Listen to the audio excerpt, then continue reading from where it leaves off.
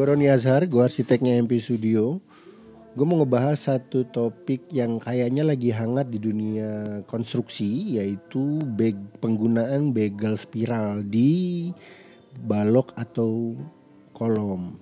Salah satu klien gue tuh kemarin bertanya, bener gak Pak sih kata dia, apakah benar lebih murah? Katanya lebih murah gitu. Begal spiral itu sebenarnya bukan hal yang baru di dunia konstruksi, sudah digunakan dan ada di pembetonan SNI untuk penggunaannya di pondasi bore pile. Jadi di bawah pondasi, di bawah tapak itu akan ada pancang tapi dari beton berbentuknya bulat. Nah, cuman beberapa waktu ini mulai sering digunakan untuk di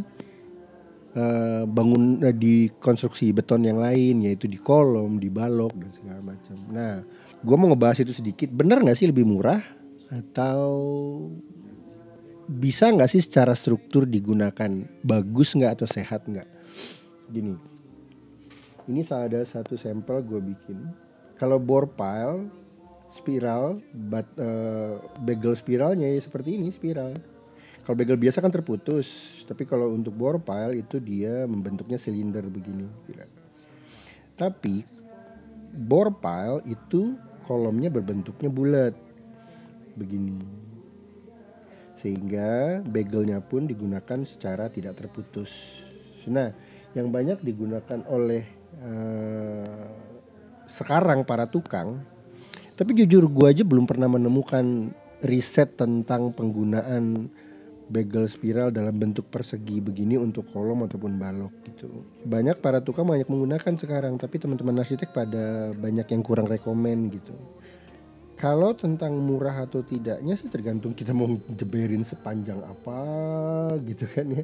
Cuman kan gini ya, kekuatan balok ataupun kolom itu mostly adanya pertama itu dari jumlah besi yang ada di dalam. Jadi kalau untuk kolom kekuatan itu adanya di beton dan jumlah besi yang ada di dalam. Tapi yang paling krusial adalah untuk balok gitu, balokan sleeve gitu. Posisinya kan begini nih. Nah, yang menahan gerak lentur itu adalah besi gitu. Nah, jadi kalau makin di stretch gini, supaya irit ya besi, jumlah besinya makin berkurang. Secara gue baca penelitian dari UGM kalau nggak salah, lupa. Ada jurnal gue baca, emang dengan bentuk spiral gerakan momen lenturnya itu lebih bagus menahannya gitu dibanding dengan bentuk yang satu-satu gitu, yang kayak begal biasa, yang kayak begini gitu. Begal biasa kan satu-satu nih, kita ini yang spiral digabung jadi satu. Karena ngikatnya lebih banyak gitu. Jadi otomatis gerak lenturnya akan lebih baik. Tapi kalau untuk di kolom menurut gue gini, kenapa bore pile bisa menggunakan spiral? Karena gini, lu lihat dong gini. Nah, tekanannya tuh dari tengah-tengah gitu, terus merata ke kiri kanan dengan posisi yang sama, sehingga begal ini benar-benar bisa mampu mengikat beton bertulang dan mendistribusikan beban itu, sehingga gerakan geser ke sampingnya yang membuat beton akan pecah itu jadi bisa tertahan gitu. Tapi kalau perhatikan ini, kalau bentuk persegi, begitu kita bayangkan ada tekanan di tengah, sudah pasti tidak akan merata gitu. Jadi pada saat posisi begini menjadi kolom, tekanannya itu akan tidak sama kiri dan kanan, kemungkinan di sini lebih lemah, di sini lebih gitu. Begitu kalau menurut gua. Terus yang kedua ada gerakan muntir. Kalau dengan posisi ini, ini kita rasakan saja dengan tangan nih, bisa nih. Tuh. Kita putar. Kalau di motor, kalau di jalanan tuh sentrifugal tuh, kalau kita belok, ada tarikan ke tengah gitu. Nah, ini sama kurang lebih kalau di tangannya terasa nih. Tuh. Kita putar ke sini, kekuatannya sama. Tapi kalau ini ke sini, ke arah putaran ini akan lebih lunak daripada ke arah sebaliknya gitu tuh. Terasa di tangan aja terasa. Jadi bayangkan kalau seandainya ada tekanan dari atas, kemungkinan balok itu akan munting itu akan besar gitu. Mungkin tidak akan terasa langsung, tapi pada saat dikasih beban berat setelah bertahun-tahun hidup gitu di atas, terutama kalau dijadikan di lantai 2 gitu ya. Aduh, tidak ada komen. Nah, gerakan munting itu akan kenceng gitu, sehingga baloknya ada kemungkinan melintir. Kembali, kalau konstruksi emang tidak terasa langsung sebulan, jangan sampai lah ya gitu. Tapi pada saat sudah bertahun akan terasa bahwa kekuatan balok itu berkurang karena ada gerakan muntir. Nah, kalaupun emang harus menggunakan bagel spiral dengan apapun alasannya ya, kalau gua nyaraninnya untuk balok saja. Ya, karena tadi hasil riset mengatakan bahwa gerakan menahan momen lenturnya lebih bagus daripada ikatan bagel biasa. Terus yang kedua, gua ini mostly pendapat pribadi ya, hasil riset ya. Jangan digunakan untuk balok yang menerima beban besar, misalnya kayak balok lantai gitu.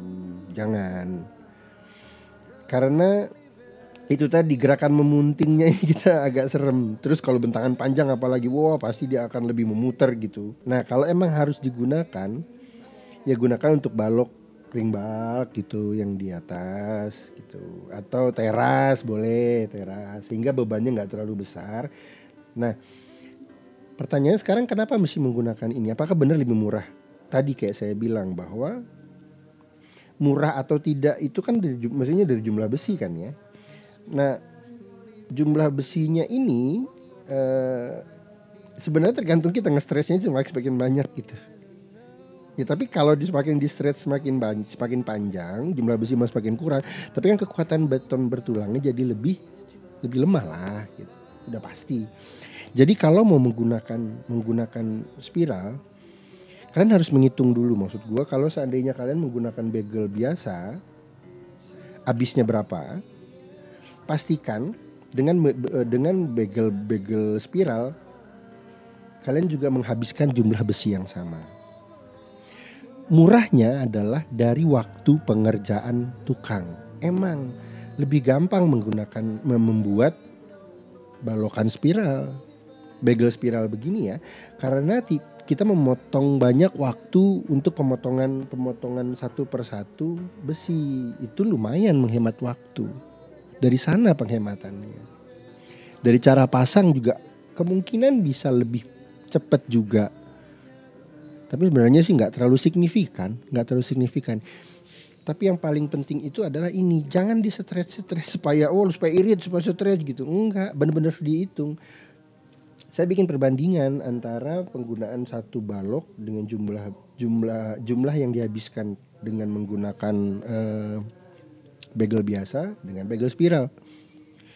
Kalau secara mau fair-fairan dengan jarak yang sama, sebenarnya sama-sama saja, paling beda 1-2 meter per balok. Lebih banyak menggunakan ini per meter.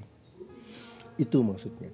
Jadi kalau mau omongan lebih irit, lebih murah dan segala macam, bukan dari bahan, jangan dari bahan. Karena kalau dari bahan takutnya kalian nge-stretch gini loh. Nge-stretch gini betonnya jadi lunak, jadi nggak kuat. Tetap menggunakan jumlah besi tulangan yang sama, tapi kita akan lebih irit dari jasa tukang. Nah, itu menurut gua. Kecuali kalau kalian emang bikin semua kolom dan baloknya spiral, wah keren gitu. Gak apa-apa pakai ginian, karena emang tadi tekanannya tuh rata gitu. Itu aja sih paling. Semoga ini ngejawab pertanyaan klien gue. Penasaran sih emang, makanya sampai bikin beginian. Oke. Boleh ngirit, tapi yang sehat ya. Jangan sampai merugikan konstruksinya gitu. Ngirit tempat lain bisa kok. Penutup dinding misalnya, nggak penting-penting gitu-gitu. Tapi konstruksi jangan main-main deh, ya. Oke. Good luck. Happy ngebangun.